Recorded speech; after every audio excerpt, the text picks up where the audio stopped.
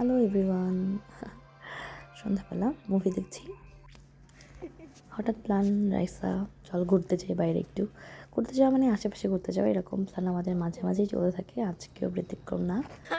তো বের হয়ে আমরা প্রথমে শপে গেছি। তো আমি একটা জুতা ট্রাই দিয়েছিলাম, বেশ ভালো লাগছিল আমার।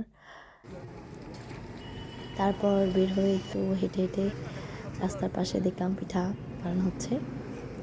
চিতই পিঠা আপনারা দেখতে পাচ্ছেন। কার কার খেতে ইচ্ছা করতেছে কমেন্ট করে জানাবেন।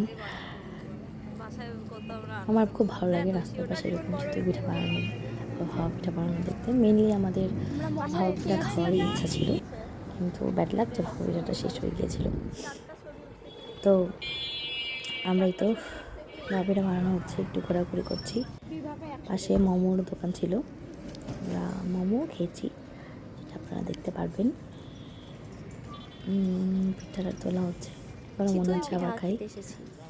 শীতকাল যেহেতু এটা তো খাইতেই হবে। আমার এই গুড় দিয়ে চিতই পিঠা খেতে অনেক মজা লাগে, মানে আমি গুড় দিয়ে বেসিক্যালি বেশি খাই। তারপর বাসায় এসে আন্টি সহ মোমো খাচ্ছি সবাই। আড়ঙের সাবানের মোমো ছিল, এটা অনেক মজাই আর কি।